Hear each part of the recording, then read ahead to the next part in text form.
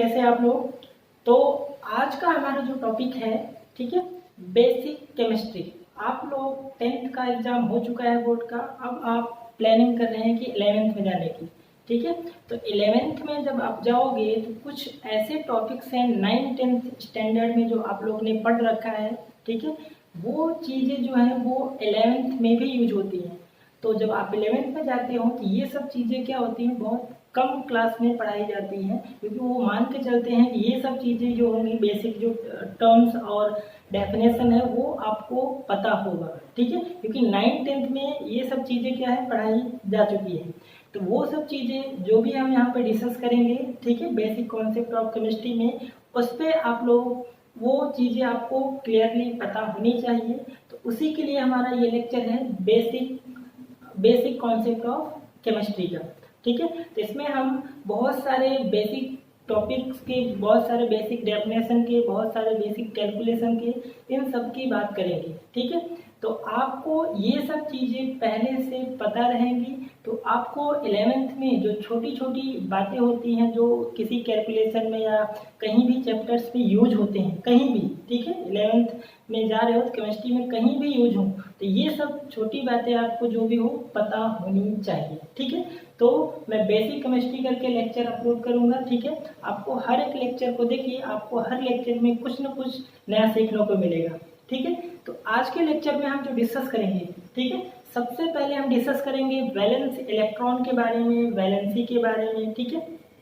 कोई भी जैसे आपको बताया गया होगा कि भाई 10th में जब हो आप लोग तो एटलीस्ट आपको 20 तक एटॉमिक नंबर पता होना चाहिए, और 20 तक है एटॉमिक नंबर, एटॉमिक मास पता है, तो आप इजीली बता सकते हो कि किस मेटल पे कितना चार्ज होगा, कितना पॉजिटिव चार्ज होगा, कितना नेगेटिव चार्ज होगा, ठीक है। ये सब चीज़ें आप बता सकते हो, ठीक है।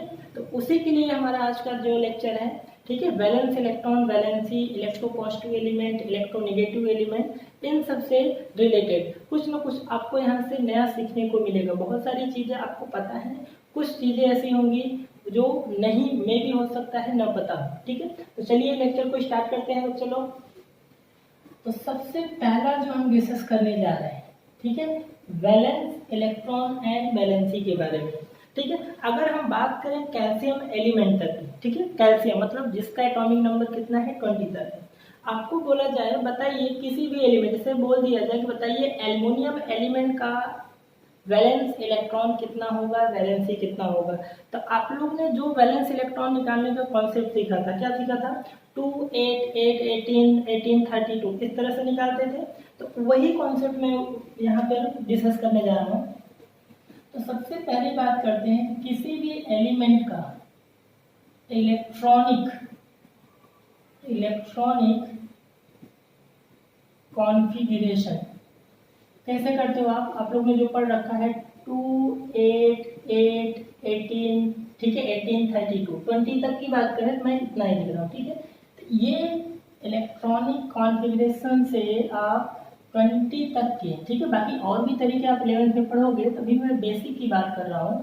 तो इस इलेक्ट्रॉनिक कॉन्फ़िगरेशन से आप वैलेंस इलेक्ट्रॉन निकाल सकते हो, ठीक है।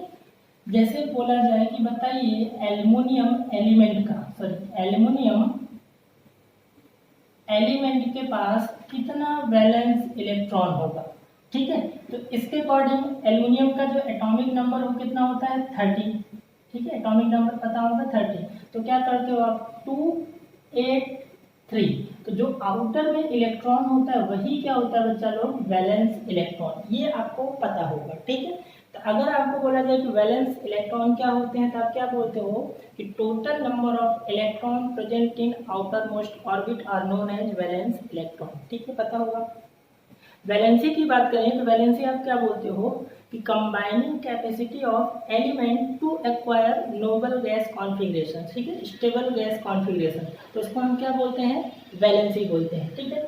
तो यहाँ पर जो कॉन्सेप्ट हम लोग सीखेंगे, जैसे वैलेंस इलेक्ट्रॉन की बात करें तो वैलेंस इलेक्ट्रॉन का रेंज क्या होता है, या तो किसी एलिमेंट के पास वैलेंस इलेक्ट्रॉन 1 होगा, या क्या होगा 2 होगा, या क्या होगा 3 होगा, या फिर 4 होगा, या फिर 5 होगा, या फिर 6 होगा, या फिर 7 होगा, या फिर क्या होगा बच्चा लोग 8 होगा, ठीक है, 9, 10 ये वैलेंस इलेक्ट्रॉन नहीं होते हैं। तो एक चीज़ आपको ये पता चली कि वैलेंस इलेक्ट्रॉन का जो रेंज होता है कहाँ से, range of valence electron, range of valence electron कहाँ से कहाँ तक होता है बच्चा लोग, 1 to 8 तक होता है, सबसे पहली बात।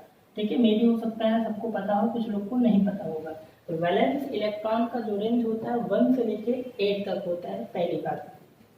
अब देखिए, अगर आपको इन्हीं एलिमेंट की वैलेंसी पूछा जाए तो वैलेंसी क्या होती है, कंबाइनिंग कैपेसिटी ऑफ एलिमेंट। तो जिस एलिमेंट के पास वैलेंस इलेक्ट्रॉन 1 होता है तो वैलेंसी भी 1 होती है, 2 होगा वैलेंस इलेक्ट्रॉन तो वैलेंसी 2 होगी, 3 होगा तो वैलेंसी 3 होगी, 4 होगा तो वैलेंस इलेक्ट्रॉन वैलेंसी 4 होगी। हम बात करें यहाँ पर 5, तो यहाँ से जो खेल है वो चेंज होता है। ठीक है, तो यहाँ के बाद क्या आते हैं, जैसे 5 वैलेंस इलेक्ट्रॉन है तो 5 इलेक्ट्रॉन लूज नहीं करेगा, वो 8 बनाने के लिए क्या करेगा, 3 इलेक्ट्रॉन गेन करेगा। इसकी वैलेंसी कितनी हो जाएगी, 3, इसकी वैलेंसी 2, इसकी वैलेंसी 1 और इसकी वैलेंसी 0। ठीक है, तो एक चीज आपको ये पता चल रहा है कि जो वैलेंस इलेक्ट्रॉन है कॉन्टिन्यूसली 1 to 8 तक क्या हो रहा है, इंक्रीज हो रहा है, यही रेंज ही होता है। बट वैलेंसी में आपको इरेगुलरिटी मिल रही है, क्या हो रहा है, 1 से 4 तक जाने पे क्या हो रहा है, इंक्रीज हो रहा है, देन क्या हो रहा है यहाँ पे डिक्रीज होकर 0 हो जा रहा है।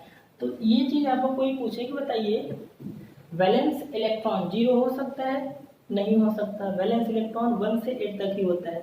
वैलेंसी 0 हो सकती है, बिल्कुल हो सकती है, जो भी नोबल गैस होते हैं। ठीक है, 8 जिसके पास वैलेंस इलेक्ट्रॉन 8 होते हैं, ठीक है, 18 ग्रुप बोलते हो, आगे आप पढ़ोगे, जिसके पास वैलेंस इलेक्ट्रॉन क्या हो बच्चा लोग, 8 हो, तो उसी को हम क्या बोलते हैं, इनर्ट गैस। आप लोग ने सुना होगा इनर्ट गैस। ठीक है, इनर्ट गैस बोलते हैं जिसके पास वैलेंस इलेक्ट्रॉन ये हो, या फिर इसको बोलते हैं नोबल गैस बोलते हैं, नोबल गैस, या फिर उसी को क्या बोलते हैं बच्चा,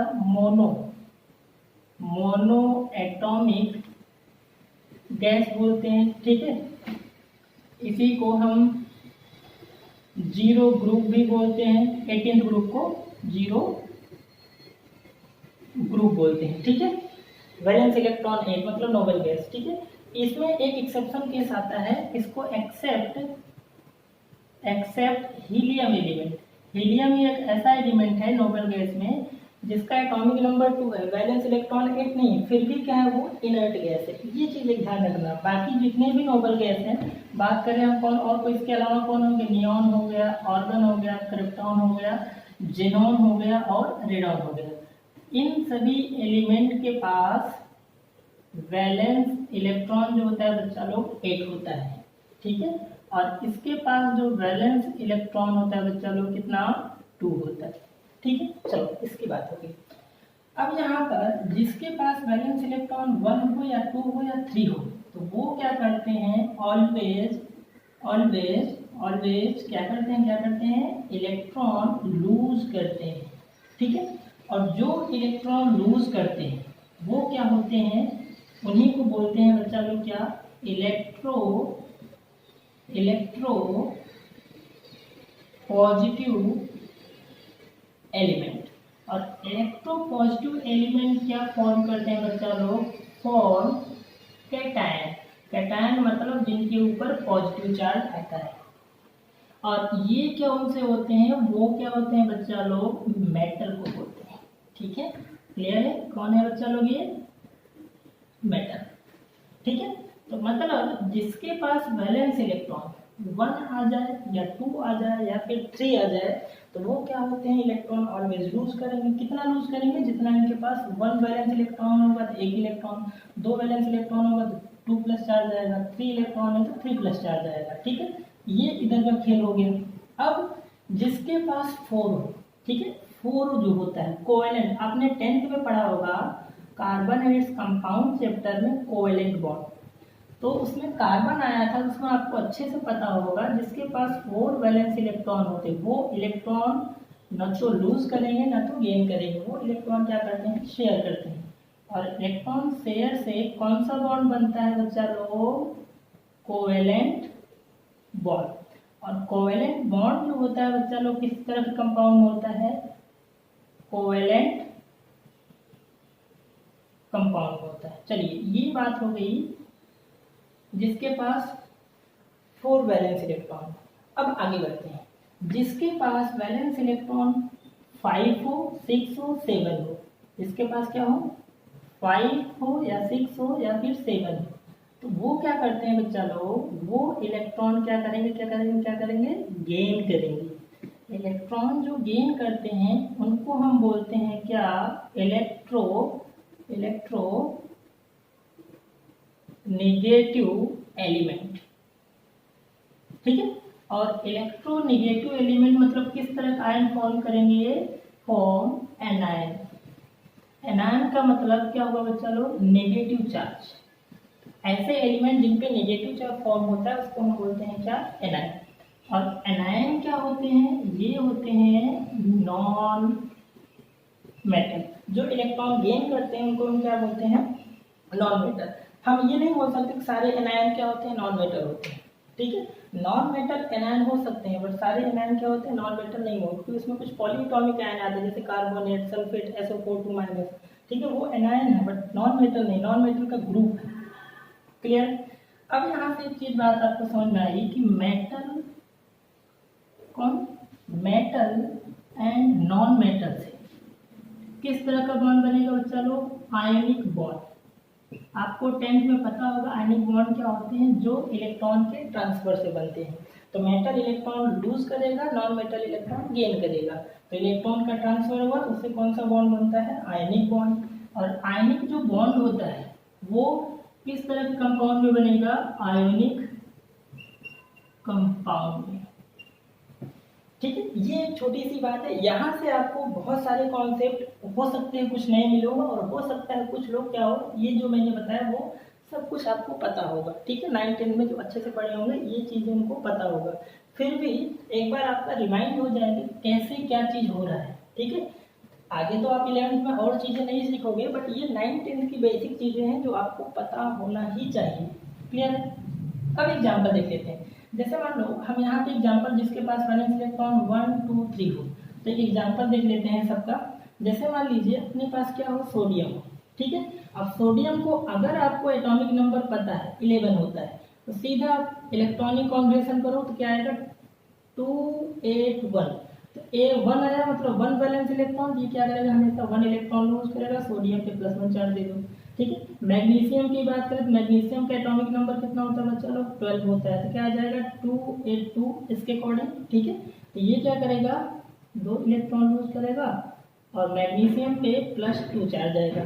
बात करें हम एल्युमिनियम की, एल्युमिनियम का एटॉमिक नंबर 13 होता है, तो क्या आ जाएगा 283। ये क्या करेगा बच्चा लोग, 3 इलेक्ट्रॉन लूज करेगा और एल्युमिनियम पे +3 चार्ज आएगा। ठीक है, तो ये तो बात हो गई जिसके पास 1 वैलेंस इलेक्ट्रॉन हो, 2 हो, 3 हो, तो वो उतना ही उसके ऊपर प्लस चार्ज आता है। क्लियर है। चलो आगे बढ़ते हैं। अब बात कर लेते हैं कुछ नॉन मेटल्स की। ठीक है, फॉर एग्जाम्पल मैंने यहाँ पे आपको नाइट्रोजन ले लिया। अब नाइट्रोजन का एटॉमिक नंबर पता है 7, इलेक्ट्रॉनिक कॉम्बिनेशन करोगे तो 2 2 5, क्योंकि पहले में 2, नेक्स्ट जितना बचा वो नेक्स्ट में जाएगा, तो 5 इसका आउटर है, तो 5 वैलेंस इलेक्ट्रॉन। तो ये क्या करेगा, 8 ऑक्टेट कंप्लीट करने के लिए 5 इलेक्ट्रॉन लूज नहीं करेगा, 3 इलेक्ट्रॉन गेन करेगा। और जो एलिमेंट जितना इलेक्ट्रॉन गेन करता है उतना नेगेटिव चार्ज। क्लियर है। नेक्स्ट बात कर लेते हैं ऑक्सीजन की। ऑक्सीजन का एटॉमिक नंबर 826, ये कितना बच्चा गेन करेगा, 2 इलेक्ट्रॉन, तो ऑक्सीजन पे 2-। ठीक है, नेक्स्ट है एक फ्लोरीन ले लेते हैं, इसका एटॉमिक नंबर कितना होता है 9, कितना हो गया 270, इसको 1 चाहिए तो क्या करेगा, 1 इलेक्ट्रॉन गेन करेगा, तो फ्लोरीन पे क्या होता है -1। ये चीजें आपको क्लियर है।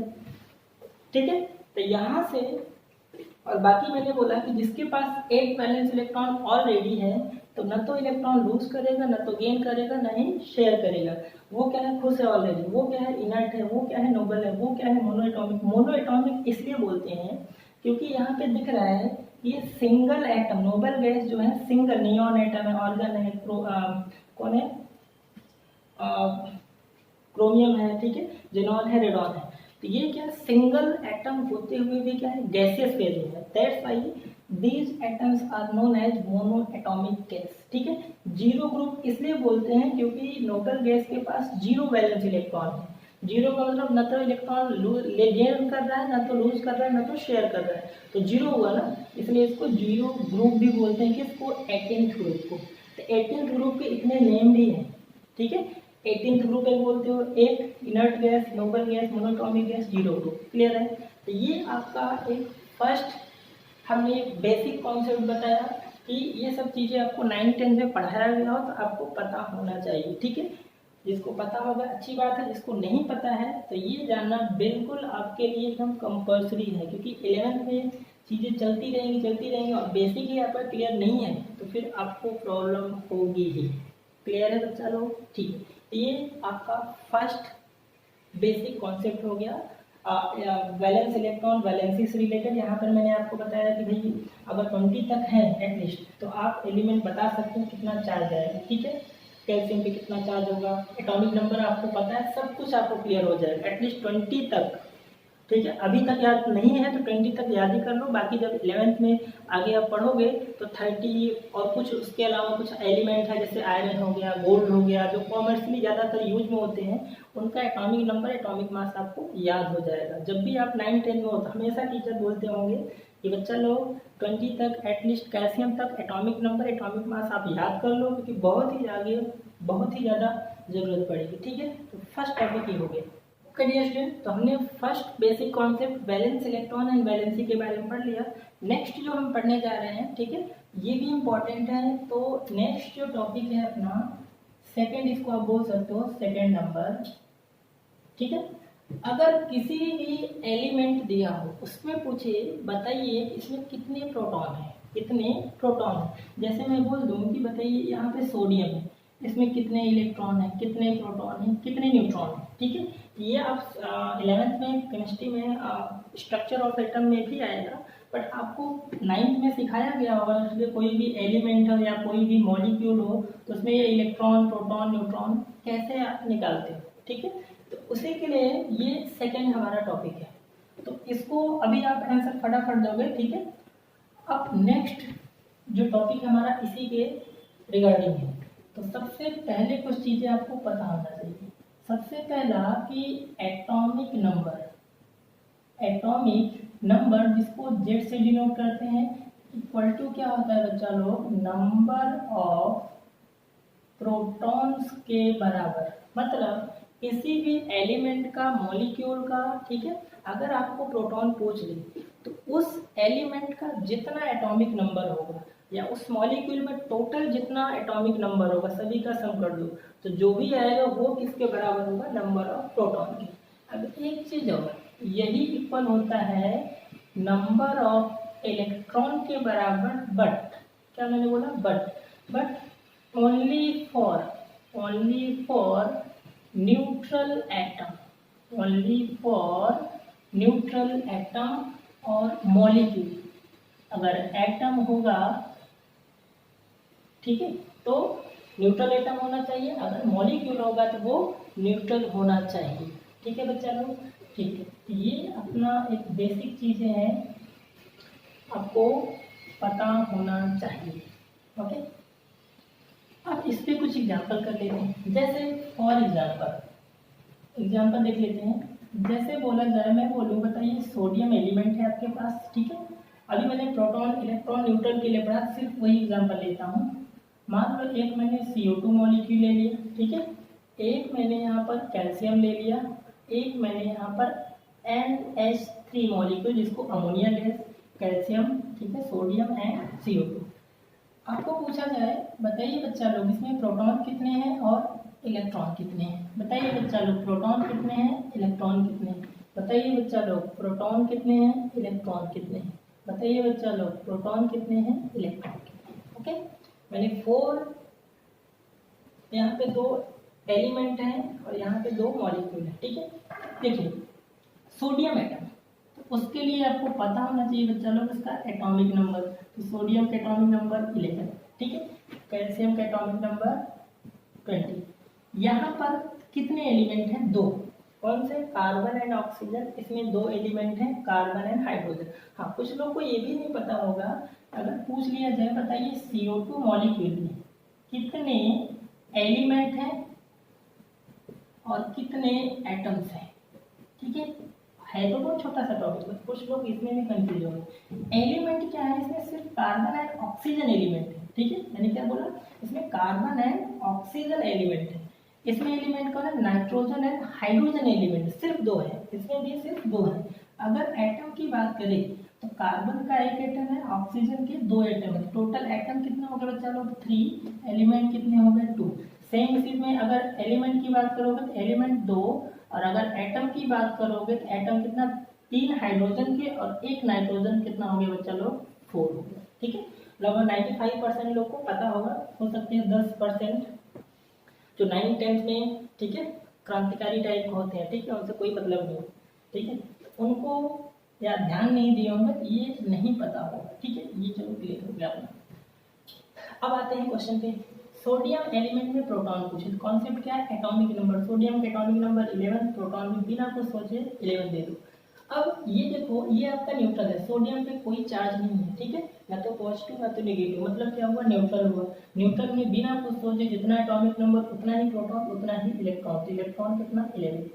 यहाँ पे पूछा जाए प्रोटॉन कितना? 20। इलेक्ट्रॉन चार्ज देखो कोई नहीं है, न्यूट्रल है, तो बस बिना कुछ सोचे आप ये दे दो। ठीक है, यहाँ से ये दे दो आंसर। अब आते हैं मॉलिक्यूल की बात करते हैं। तो इसमें कितने एलिमेंट हैं? 2।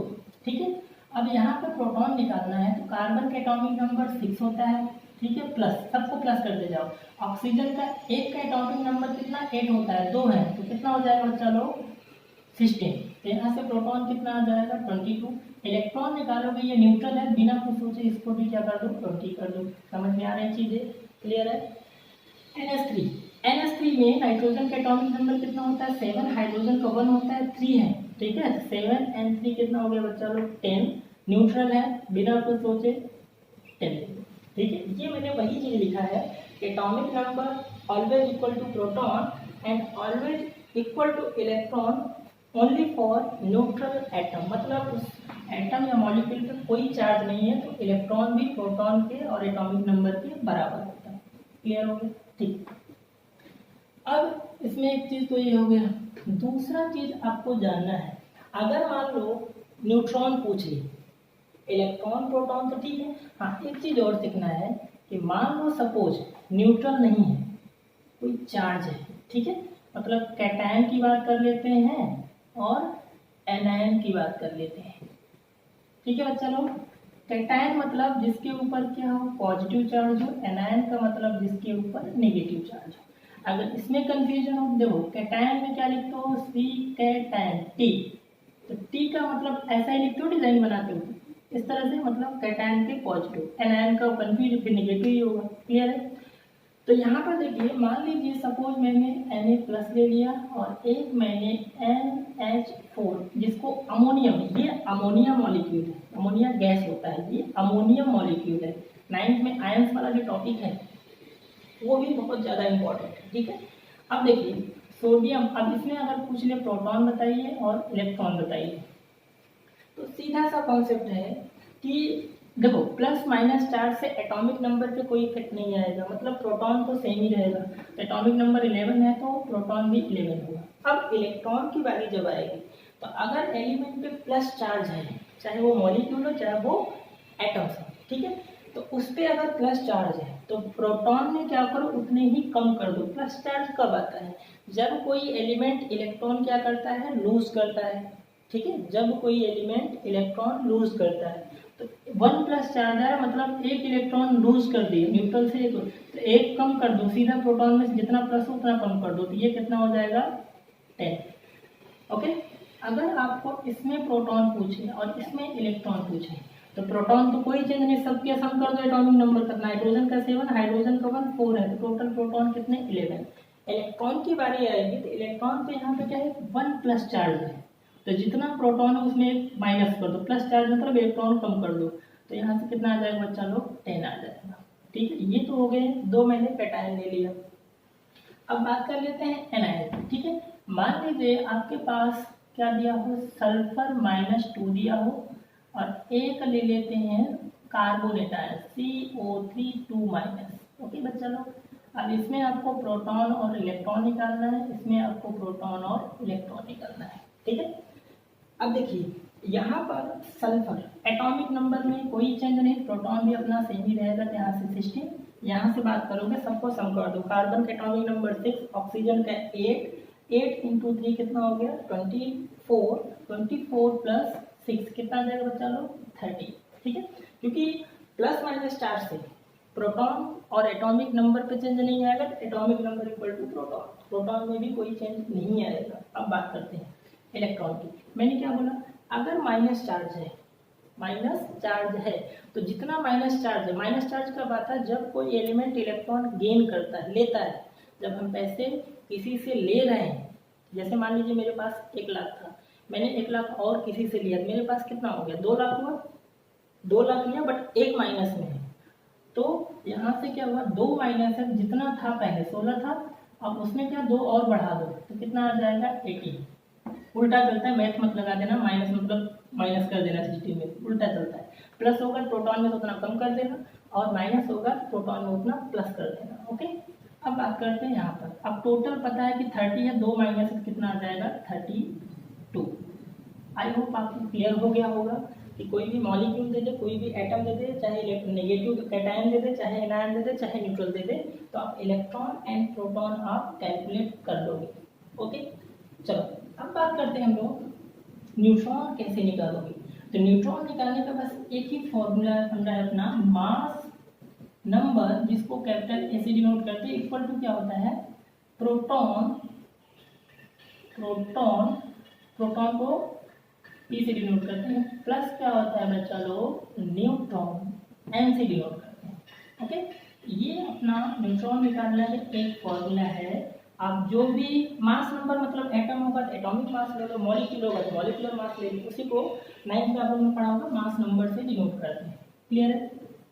अब आपके पास इलेक्ट्रॉन, प्रोटॉन, न्यूट्रॉन तीनों निकालने का ट्रिक पता हो गया। अभी ऊपर वाले क्वेश्चन में सिर्फ इलेक्ट्रॉन प्रोटॉन की बात कर रहा था, अब इसमें मैं बात करूंगा न्यूट्रॉन की भी। हाँ, एक पॉइंट और करना है, एक टर्म होता है न्यूक्लियॉन्स। न्यूक्लियॉन्स क्या होता है, ठीक है, total number of protons and neutrons, ठीक है, collectively are known as nucleons, ठीक है। मतलब यही चीज होता है कि न्यूक्लियस में आपको पता है कि प्रोटॉन और न्यूट्रॉन होते हैं, तो उनको कलेक्टिवली हम क्या बोलते हैं बच्चा लोग, न्यूक्लियस। एक छोटा सा डेफिनेशन है, आपको पता होना चाहिए और पता भी होगा, ठीक है, अच्छे बच्चे हो आपको पता भी होगा। चलो अब कुछ क्वेश्चन कर लेते हैं। अब मान लीजिए आपके पास कुछ मॉलिक्यूल है या एटम्स है, कैटायन आयन कुछ भी हो, आपको तीनों चीज निकालना है। तो चलो जैसे मान लो कि कोई भी एलिमेंट है, जैसे मान लो मैंने ले लिया एल्युमिनियम +3, ठीक है, और एक मैंने ले लिया यहाँ पर, चलिए S3O+, ये हाइड्रोनियम आयन है बच्चा लोग, हाइड्रोनियम आयन। जब एसिड को वाटर में डिजोल्व करते हैं तो H+ क्या होता है, हाईली अनस्टेबल होता है, तो वो वाटर से रिएक्ट करके हाइड्रोनियम आयन फॉर्म कर लेता है, ओके। अब इसमें हमें निकालना है proton, electron and neutron, okay. तो देखो प्रोटॉन कोई चेंज नहीं, एटॉमिक नंबर आपको पता है कितना 13 होता है, एटॉमिक मास जो होता है कितना बच्चा 27 होता है। तो देखो ये तो कितना होगा 13 होगा। इलेक्ट्रॉन की बारी आएगी, देखो इलेक्ट्रॉन एल्यूमिनियम +3 चार्ज है, प्रोटॉन में से उतना माइनस कर दो कितना आ जाएगा 10। न्यूट्रॉन की बात करोगे तो ये फॉर्मूला अप्लाई कर दो, मास नंबर कितना होता है एल्यूमिनियम का 27 माइनस प्रोटॉन कितना है 13, कितना आ जाएगा 27 माइनस 13, यहाँ से आ जाएगा 14। ये इसका खेल हो गया। चलो इसकी बात कर लेते हैं, इसमें आपको निकालना है प्रोटॉन, इलेक्ट्रॉन एंड न्यूट्रॉन। तो देखिए यहाँ पर ये पॉलीटॉनिक आयन है, ठीक है, हाइड्रोनियम आयन। तो यहाँ पर देखिए प्रोटॉन निकालना, सबको सम कर दो, ऑक्सीजन का एटॉमिक नंबर 8, यहाँ से 3 कितना हो गया 11, इलेक्ट्रॉन की बारी आएगी, एक प्लस चार्ज है पूरे पे, प्रोटॉन में से एक माइनस कर दो, कितना आ गया 10। न्यूट्रॉन की बारी आएगी तो पहले इसका टोटल मास निकालो, ऑक्सीजन का कितना 16, हाइड्रोजन का 1 3 है तो कितना हो गया 19 हो गया ये अपना मास नंबर, माइनस प्रोटॉन कितना है 11, तो यहाँ से कितना आ जाएगा बच्चा 8 कितने हैं इसमें न्यूट्रॉन है। ठीक है, चलो ये हो गया अपना कैटायंस का। एनायन भी कुछ ले लेते हैं भाई। एनायन में जैसे मान लो आप ऑक्सीजन -2 ले लो, ठीक है, ऑक्सीजन -2 ले लो, चलो यहाँ से इसका दूसरा ले लेते हैं नाइट्रेट आयन NO3-। इसमें आपको प्रोटॉन निकालना है, इलेक्ट्रॉन निकालना है एंड न्यूट्रॉन निकालना है। तो इसका एटॉमिक नंबर सबको पता होगा 8, एटॉमिक मास कितना होता है 16। ठीक है, तो प्रोटॉन में कोई चेंज नहीं भी 8 ही होगा। इलेक्ट्रॉन निकालोगे जिसके -2 चार्ज है, प्रोटॉन में उतना प्लस कर दो, कितना आ जाएगा 10 आ जाएगा। न्यूट्रॉन की बारी आएगी तो मास नंबर कितना है इसका 16 माइनस प्रोटॉन कितना है 8, तो 16 माइनस 8 कितना आ जाएगा बच्चा 8 आ जाएगा। चलिए ये अपना हो गया। ठीक है, आई थिंक चीजें समझ में आ रही होंगी, अच्छे से समझ में आ रही होगी। ठीक है, अब नाइट्रेट आयन की बात करें तो नाइट्रेट में प्रोटॉन, इलेक्ट्रॉन और न्यूट्रॉन कैलकुलेट करना है। तो देखो ये अपना पॉलीएटॉमिक आयन, पॉलीएटॉमिक आयन ऐसे आयन होते हैं जिसमें क्या हो जनरली 3 से ज़्यादा एटम्स हो। ठीक है, अगर एक एटम होगा तो मोनोएटॉमिक, 2 एटम होगा डाई एटॉमिक, 3 एटम होगा ट्राई एटॉमिक। अब 3 से ज़्यादा हो, जैसे 4 होता है टेट्रा एटॉमिक भी बोलते हैं उसको, पॉली एटॉमिक आयन की कैटेगरी में हम डाल देते हैं। ठीक है, 9th में पढ़ा होगा आयन वाले टॉपिक में। तो चलिए यहाँ पर प्रोटॉन कितना है नाइट्रोजन का 8 एटॉमिक नंबर, ऑक्सीजन यहाँ से कितना, एक ऑक्सीजन का 8 होता है 3 है तो 24 प्लस 7 कितना आ जाएगा बच्चा लोग 31, तो 31 क्या हो जाएंगे प्रोटॉन। इलेक्ट्रॉन की बात करोगे तो 1 माइनस है, ठीक है 1 माइनस है तो 31 प्लस 1 कितना आ जाएगा बच्चा लोग 32। न्यूट्रॉन की बारी आएगी तो सबसे पहले टोटल मास निकाल लो, नाइट्रोजन का कितना 14, ऑक्सीजन का 1 का 16 होता है, यहाँ से कितना आ जाएगा 48, यहाँ से सम करो कितना आएगा 2 और यहाँ से कितना आएगा 62 आ जाएगा। ठीक है, एक ऑक्सीजन का 16, 3 है 48 प्लस नाइट्रोजन का 14, यहाँ करोगे कितना 2 और यहाँ से 5 और 5 प्लस 1 62 माइनस प्रोटॉन, तो 62 माइनस प्रोटॉन ये भी कितना आ जाएगा बच्चा लोग 31। ओके, अब अभी आपको अगर नहीं आ रहा होगा तो आपको आई थिंक अब क्लियर हो गया होगा। कोई भी मॉलिक्यूल दिया हो या कोई भी पॉलीएटॉमिक आयन दिया या फिर कोई कैटायन दिया या फिर कोई एनायन दिया हो तो आप इजीली उसका इलेक्ट्रॉन, न्यूट्रॉन, प्रोटॉन सब कुछ आप कैलकुलेट कर सकते हो। ओके, एक चीज और आपने पढ़ा होगा, ठीक है, एक ये पॉइंट हो गया, एक ये पॉइंट हो गया, ठीक है, और एक पॉइंट यहाँ बता दे रहा हूँ। जैसे मान लो कोई भी एलिमेंट, ठीक है, तो यहाँ पर जो होता है लेफ्ट साइड में, अपर साइड में जो होता है, ये जो होता है बच्चा मास नंबर होता है जिसको ए से डिनोट करते हैं, और यहाँ पे क्या होता है एटॉमिक नंबर जिसको जेड से डिनोट करते हैं, और ये क्या होता है सिंबल ऑफ एलिमेंट। ठीक है, सिंबल ऑफ एलिमेंट। इस तरह के एग्जांपल जैसे ऐसे रिप्रेजेंट किया होगा सल्फर -2, यहाँ से एटॉमिक मास 32, यहाँ से 16। ठीक है, ऐसे सिंबॉलिक दे देगा और पूछेगा बताइए इसमें कितने इलेक्ट्रॉन है, कितने प्रोटॉन है और कितने न्यूट्रॉन है। आपको पता होना चाहिए ये एलिमेंट का सिंबल है। ठीक है, सल्फर ऑक्सीजन ऊपर जो होता है वो मास होता है, एटम होगा तो एटॉमिक मास। ठीक है, जनरली एटम ही दिए रहते हैं, एलिमेंट दिए रहते हैं, और नीचे क्या होता है एटॉमिक नंबर होता है। ओके, एक क्वेश्चन कर लेते हैं इससे रिलेटेड। ठीक है, जैसे मान लो क्वेश्चन ये है, जैसे मान लो दे दिया हो आपको बच्चा लोग क्या एल्यूमिनियम, ठीक है, +3 चार्ज दिया हो, यहाँ पे 27, यहाँ पे 33। इस तरह का सिंबल आपके second chapter structure of atom में मिलेंगे, छोटे मोटे क्वेश्चन। इसमें आपको प्रोटॉन निकालना है, इलेक्ट्रॉन निकालना है और न्यूट्रॉन निकालना है। तो एटॉमिक नंबर कितना है 13, प्रोटॉन कितना, ये एटॉमिक नंबर, ये एटॉमिक मास है, इलेक्ट्रॉन कितना हो जाएगा 3 प्लस चार्ज है, मतलब इसमें 3 माइनस करो कितना आएगा 10 आएगा, और न्यूट्रॉन निकालना है तो ये माइनस ये कर दो तो वो कितना आ जाएगा 14 आ जाएगा। ओके, तो ये अपना हो गया सेकेंड टॉपिक, जो भी ये भी खासकर इम्पोर्टेंट है क्योंकि बहुत सारे बच्चे क्या होते हैं 11th में पहुंच जाते हैं फिर भी ये क्लियर नहीं होता है। तो आप 11th में जाने से पहले ये सब आपके कॉन्सेप्ट क्लियर होने चाहिए, यहाँ पर आपको प्रॉब्लम नहीं होनी चाहिए। ओके, तो ये अपना हो गया सेकेंड इम्पॉर्टेंट टॉपिक, ठीक है। हालांकि ये सब 10th में ही पता होना चाहिए, 9th-10th में, फिर भी मान लीजिए कोई बात नहीं पता है तो 11th में जाने से पहले आपको ये सब चीज़ें पता होनी ही चाहिए। ओके बच्चा।